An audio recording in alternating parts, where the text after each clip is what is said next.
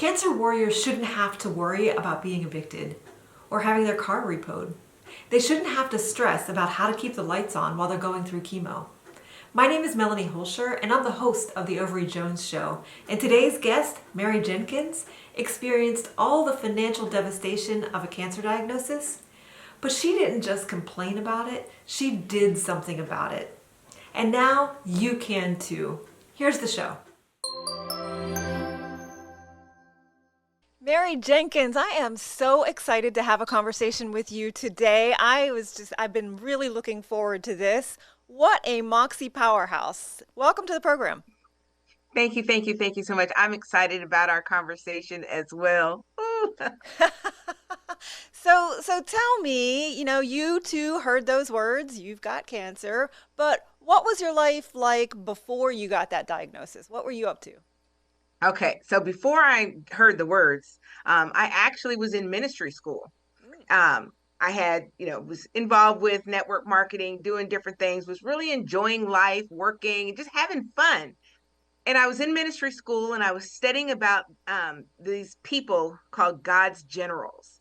And God's generals are people that were like, had so much faith and they did so much great work for the Lord. And I was like, man, I'm trying to have faith like that. I want to be able to make an impact in lives of others like that. Little did I know that a short period of time later, my entire life would change, and I have not looked back since.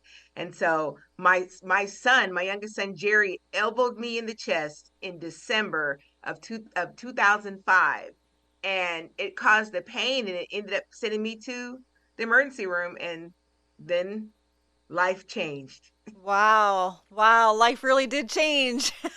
Yes. And yeah, that's kind of like praying for patience, You want to have faith like that. Well, God's like, okay, here you go. Right. Here's your opportunity, You right? want patience? I'm gonna disrupt your entire world so that way you can learn patience. And for me, Absolutely. I wanted faith, and I wanted crazy faith. Like I wanted the type of faith where in whatever situation I would be able to see something positive in it. I've gotten what I asked for, and I'm thankful for it. But man, oh man, I wouldn't wish it on anybody. So I Right. tell people, like, you don't necessarily want the journey that I went on, because it was a roller coaster for real. Absolutely. And we talk a lot about the physical, emotional, and financial devastation of a cancer diagnosis, right? But yeah, Yes. whenever you hear those words, you've got cancer, all of a sudden you're dialed in. Life is Right. And about to for me, change. I tell you, when I heard the words, I was like, okay, I, I'm gonna be battling cancer. And and I say this and because it was my scenario, I should say. I didn't know of any Black people that had cancer, because like every time I ever saw anything, it was always white people. So I was like, oh my God, Black people get cancer too. So that was a shock for me. And so I was like, I'm about to let everybody know, because I wasn't seeing it on the Komen Foundation with the, Race for the Cure and all that stuff. I wasn't seeing anyone that looked like me. And so I sacrificed myself and said I would become the new face. I will make sure that everybody knows. I'm going to tell the world about what goes on when it comes to breast cancer. And so I did. I was enjoying my life being a speaker for the Komen Foundation, and volunteering at events and Race for the Curing, and encouraging the other survivors that you can make it. I just knew that that's where my life was going to go. Yeah. But then there's that but then. Uh-huh. Um, my employer laid me off because I started going through chemo, and I was feeling sick, throwing up all over the place, doing stuff that, happens. And it got to the point that where my body used to be on fire all the time. And so I would go in the bathroom of the place that I worked and lay on the floor Mm, because the floor was cold, mm. and it would just make me feel better. And one day they found me, and they were like, we can't do this. And so they let me go. And I was like, well, okay, well, it's all right. I'll reach out to the Komen Foundation to get help, because, I'm familiar with the Komen Foundation. Yeah, And yeah, that's you were when I speaking for them, learned. right? Right. That's when I learned that they don't provide financial assistance. And I was like, what do you mean? What? You know, you're raising millions of dollars and it's not going to help people that actually have cancer? What? And so then they said, go to the American Cancer Society. And I was like, what? and they don't do it either. And I was like, you gotta be kidding me. So then this don't make any sense. And now I'm mad came out, that whole Yep. side was like, I'm about to get evicted. I can't pay my car note. They're going to cut the cable off. My kids aren't going to be able to watch TV. Wow. This doesn't make any sense. And so I reached out to the church and asked them if I could come up to the sanctuary, because I wanted to have a conversation with God on his turf. And so I did. And the leadership overheard me venting about the fact that I was about to lose everything. And they stepped in and said, hey, we let the church help you. We will take care of your bills for you. And I was like, that's great for me. But what about all the other breast cancer patients that need help? Who's going to help them? Somebody has to tell the story where money does and doesn't go. Somebody. And my pastor was like, right, Mary? Somebody. Mary. Who's that gonna be, Mary? And I was like, not me, because I'm shy and I don't like to speak in front of people. And he was like, now we all know you. And so that started it. And it was like, people had no idea. They really didn't. And as I began to share, like, cancer research is very important. It is. Without it, I wouldn't be here. However, when you can't go to work because you're taking time off to go to doctor's appointments and you're sick, you have surgery and you have to recover, doing radiation, you're doing these things, the bills still have to get paid. And I had to go there with some people and say, I appreciate all your prayers, but I can't use the prayers to pay my gas company or the electric company. We can't do that. We need donations. And it's through funds that we're able to help people de-stress, because imagine, it's bad enough struggling to pay your bills, but imagine struggling to pay your bills and battling cancer at the same time. Right. I've been there. I know all about that. And it is, it's incredible. So, it's, so, it's, we know the story. Yeah, absolutely.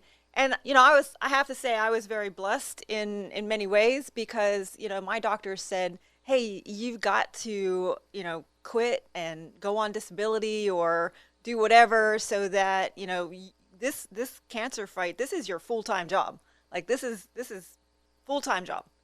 And I was like, yeah, well, I run my own business, so I don't have disability. That's not an option, right? But fortunately, I actually worked from home before it was ever mandated. So I have a lot of experience working from home for many, many years. And I literally would drag my pole around in the infusion lab, doing calls and working, So I was blessed that I had the option and ability to be able to do that. But a lot of people can't. And, if your income goes down, like you said, those bills don't stop, right? So I am blown away. You got help from your church. Amen. That's awesome. But you realized that, not everybody had that option. So what did you create? What did you do? Like, I love this. This is awesome. So what I did, like I said, my pastor's like, we got to, you be the one. And so I started telling people, and I would let them know, hey, did you know that this is where money does and doesn't go? And people were like, well, I don't want to give money to cancer research. I want to give it to help people. So can I give it to you? And I was like, sure, you can give it to me. And then when I go to treatment, I'll find somebody else to give it to. And I knew what I was about to do when there was a couple that was from Lima, Ohio. And it was a man and a woman. The woman was actually had her infusion going on. And the man that was with her, who I found out later was her husband, was kneeling down beside her and he was crying. And I saw that and I was like, it struck me. And so when I finished my infusion, I went over to them and I was like, are you okay? Because I tend to do that. And the gentleman explained that his wife, she would get really sick after her chemo. And normally what they would do is spend the night in a hotel and then leave the next day so that she could rest. But they didn't have any money to cover a room, and they couldn't find anyone that would cover it for them or a place that would just give them a room. So they were going to have to sleep in the car. And when he told me that, I was like, oh, no, you're not. Reached in my purse and just pulled out a wad of cash. I don't even know how much I gave them. And he was like, oh my God, thank you so much. And I was like, gave me a big hug, and I said, I love you. You're going to be okay. And I walked away, and I said, I could do this for the rest of my life. And, Absolutely. and that's what I've been doing. So I ended up starting a nonprofit called Christian. At the time, it was Christians Overcoming Cancer. Mhm. And it's because my church was Christian. I'm a Christian. Together, we're Christians, and we're overcoming cancer. There you go. So we named it that, but we didn't realize that some people would think that you had to be a Christian in order to get our services. That's never been the case. And so just recently, we renamed the organization to the Cancer Option Collaborative. So it's still COC. And I always call it just the COC. Right. And so the organization originally provided emotional support and financial assistance to active treatment breast cancer patients. But then when we were 4 months old, we got a referral of a woman that had cervical cancer.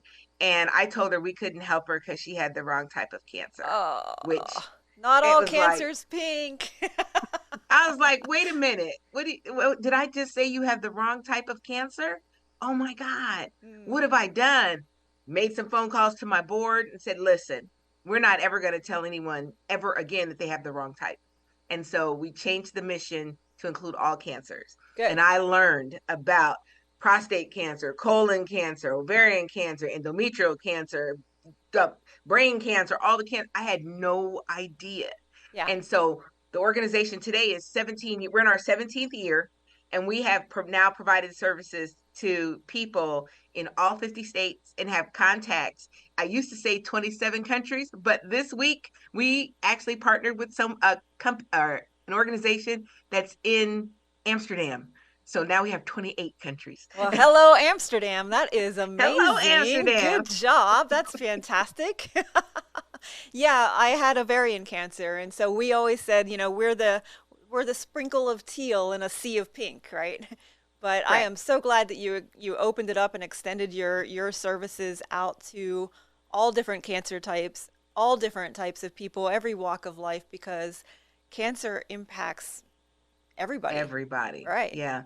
And the reality of it was everybody was going through, and everybody was needing help, and everybody was reaching out to the well-known cancer organizations. And they were being told the same thing, that they don't do that. But then it got to where they started being referred to us. And we're like, oh, okay. So now all the well-known cancer organizations refer people to us, but they won't help us raise money. And I'm like, that is so wrong. They won't help us raise money, and they won't use any of the millions they raise. And so they just, so they raise, let me get this straight. Let me just get this straight. So they raise millions and millions and millions of dollars on cancer research, but they don't spend a dime helping the financial ramifications or helping anybody actually going through cancer to be able to afford those treatments, those pills. I know I was on a pill that cost, I think it was like $19,000 a month.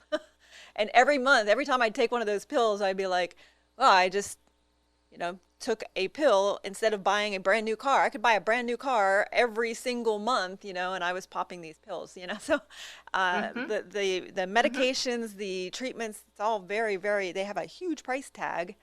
But correct. These and so when I started the organization, don't help. Like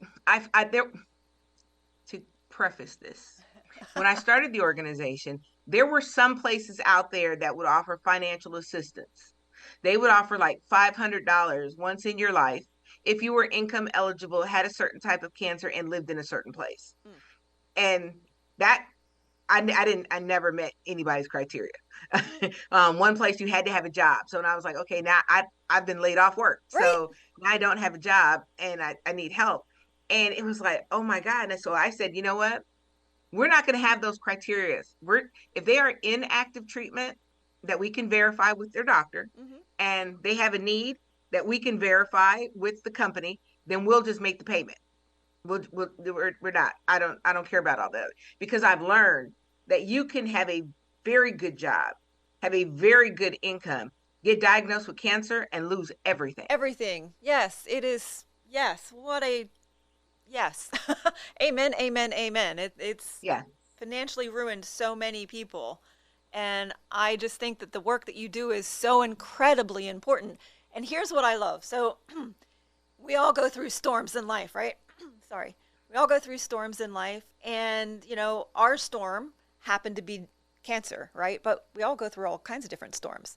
But it's not the storm that we face, it's how we react to it. So not only did you react and you're like, hey, I'm going to talk about this because I don't see anybody else that looks like me that's fighting this good fight, you know. So you wanted to become the face of cancer, but then you took it the next step and created a whole organization to help all of these other people with the financial ramifications of this diagnosis. It's just like, oh, blown away, girl. Honestly, thank you. It blows me away too, because I'm like, did I really do that? Because when I think back, and every once in a while, my sons and I we talk about it, I said I was so mad about the fact that our cable company here used to be called Time Warner. I was so mad that Time Warner Cable was going to turn the cable off, and the rest of the time that I was going through chemo, my sons wouldn't be able to watch TV. And I didn't want my children to have to suffer because of what I went through. And so here I was just trying to find some help. I knew, and I was like, okay, if they evict us, I probably get an extension. We figured that out for a little while, but cable company was not going to do anything. Right. So, and I was like, I want my kids to not have to suffer because of what I'm going through.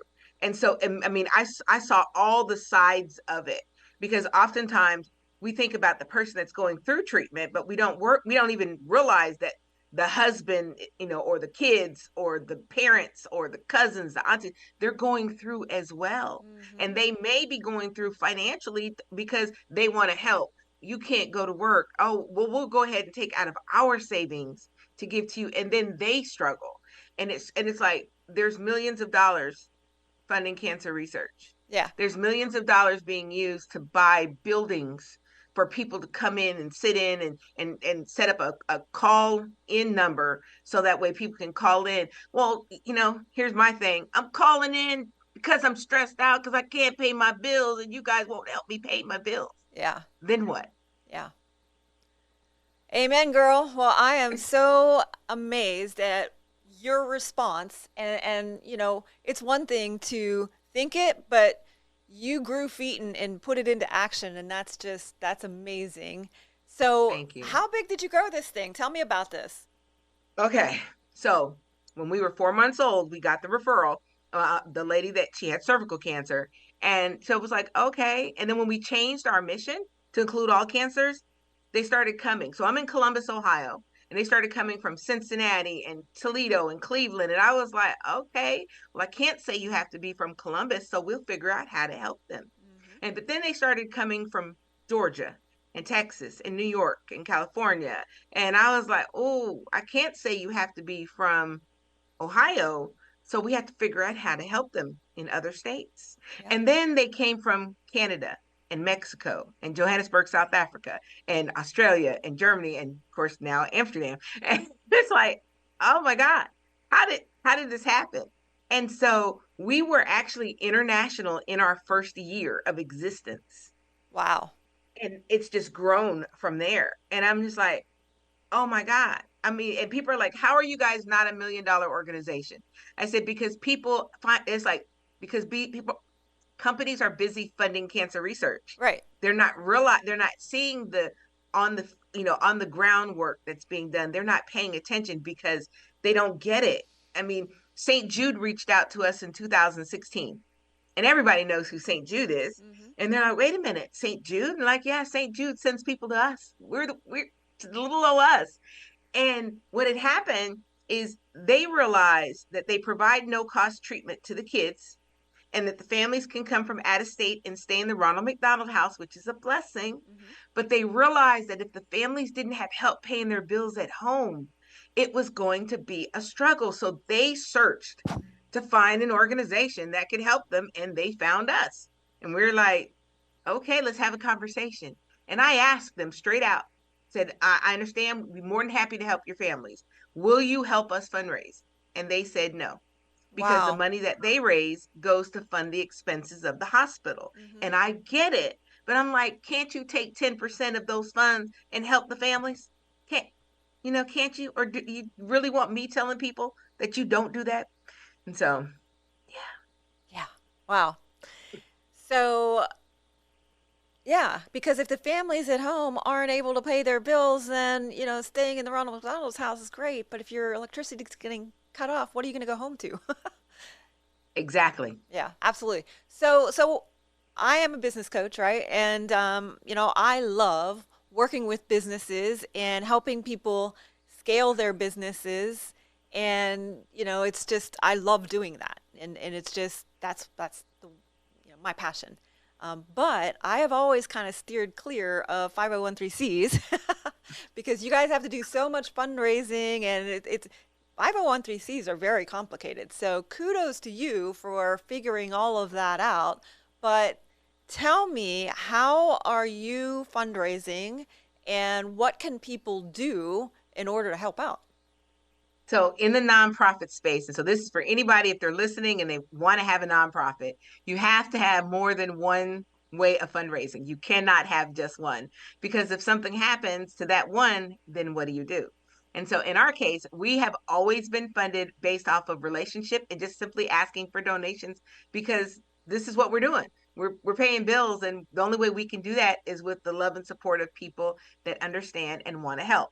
And so we partnered with the hair and beauty industry, and they do these huge trade shows almost every weekend somewhere in the United States. And so I have the privilege of attending these huge trade shows, partnering with them to fundraise. So imagine having a captive audience of, 50,000 people, and you get to let them know, hey, I'm raising money to help somebody battling cancer, and people will give donations. So we have that way. And that happens, like I said, almost every weekend. So that's one way. The one way that we're focused on really right now, which is so exciting, it's the Five Alive Challenge. So are you familiar with the Ice Bucket Challenge? I am, yes. All right. Well, we created a challenge called the Five Alive Challenge, and it's three easy steps. The first step is to make a donation of $5 or more. The second step is to challenge two people to do the same thing. And the third step is simply to share on social media. Easiest challenge out there. And so we're crazy enough to believe that if we let enough people know that they'll do this on a regular basis, and then we'll forever having that stream. We have that. And then our third way is we are creating an army. And I call it an army because I'm looking to identify 10,000 people who will donate $5 once a month. 10,000 people, $5 a month, that's $50,000 a month to help people battling cancer. And I believe we can do it. I absolutely believe that you can do that too. $5, I mean, everybody can afford $5 a month, right? And I hope that you're going to double that and triple that in the years to come, because unfortunately, cancer doesn't take vacation, it doesn't take holiday, it doesn't stop. And so until there's a cure, I'm right there in your corner, and I want to do everything that I can to help anybody fighting the good fight, right? My whole thing is mindset impacts outcomes. So I am very passionate about helping people really deal with the emotional side of a cancer diagnosis, right? And just believing that there's hope and there's things that we can do, and we can, run through the finish line. Nobody knows, where the finish line is, but we're just going to keep on running and finding joy and finding peace. Yeah. So I absolutely wish you all the best. And I think I recall you saying something about a double down of some sort. What's going on now? Yes. So right now, there is a foundation that has allocated $5,000 in matching donations to us. And so I was like, yes, yes. So they said if we raise $5,000, they will match it dollar for dollar. And we have until the end of the month, the end of the year, December 31st at 11:59 p.m. And as of this morning, we're at $2,100. And I'm like, oh my God, we're getting so close. And it is so exciting. And I have no doubt we're not. I know we're going to make it. I know we are, because everybody knows someone that has battled cancer. And people, there may be somebody that says, you know what, I'm just going to go ahead and send her the $5,000, or that somebody that says, I can't do 5,000, but I can do 1,000, or I can do 100, or I can do a whatever. It's just we're exciting about that, because it's not often that a foundation will find us and say, hey, we believe in what you're doing. We're going to give you this money. And we want to activate and stimulate and energize your donors to also give. So we're going to do it as a matching. And it's like, what an amazing opportunity, and what a great time of the year for this to happen. So we've got until the end of the year, right? Yes. I will do whatever I need to do in order to make sure that this episode gets produced as quickly as I possibly can and released. But any way that anybody can just pledge and give. Now, how do you accept donations? We accept donations by cash if they're local. They can send checks. They can do Cash App. They can do Venmo. They can do PayPal. They can do Zelle. We have all the ways to be able to fundraise. I like to tell people to go to our website, which is www.thecoccares.org. So it's www.thecoccares.org and the word donate. And that lists all the ways that you can donate to the organization. Absolutely. And I will list all of those things in the description below. So go and check those things out and make sure that if you have a few extra bucks at the holiday season, throw it this way, because this is an organization that where people actually get those funds and they can pay that electric bill and they can pay that cable bill so that their whole family, it's tough to fight from the sidelines. And so, and we, when we're fighting the good fight, right? The last thing that we need to be worried about is all the ramifications this is going to have on our kids and on the rest of our family. So if you got a few extra bucks, I just urge you, please throw it over to Mary. She will take care of it, and that money will get into the hands of the people that need it the most. Mary, you were given a mountain, and you showed how to move it. And you are just such an inspiration. Yes, you had cancer, but cancer never had you, right? And you are a powerhouse, just Moxie Thank powerhouse. You. I'm a fan. Thank you so much. I tell people, I'm like, cancer picked the right one. That's right. It didn't know. That's right. It didn't know what it was getting when it decided to come my way. 100%. Well, it's been such a pleasure getting to talk with you a little bit today. All the best to you the rest of this month as you raise those monies. And I know you're going to crush that goal, and I'm excited to hear how far over that goal you hit. But anyway, all the best to you. I wish you the happiest of holidays, and I can't wait. Let's catch up soon. Absolutely. All right. And thank you so much for having me. Absolutely. Take care. Isn't Mary Jenkins just amazing? If you can help, all of her contact information is in the description below. And the one way that you can help us here at the Ovary Jones Show is just like, subscribe, and share our episodes. We have a whole lot planned for 2023. And until there's a cure, we'll see you next time.